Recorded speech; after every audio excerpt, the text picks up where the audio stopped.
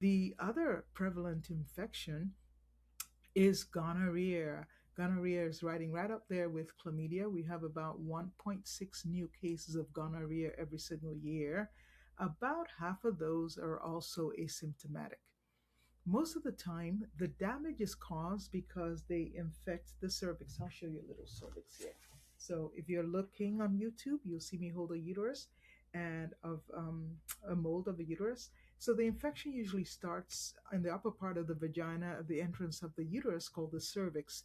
The key thing is it starts there, but then it ascends into the uterus and it can ascend into the fallopian tubes. And that's why they can cause problems. But if there are no symptoms and this infection persists, then the body tries to intervene and it sets up an immune reaction to try to attack it. But then you have collateral damage. Whenever the body decides to clear something up, you could get collateral damage. And the collateral damage is you could damage the tube from this immune response.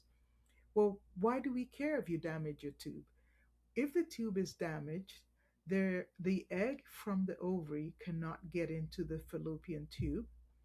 Sperm come from below cannot communicate with such eggs, right?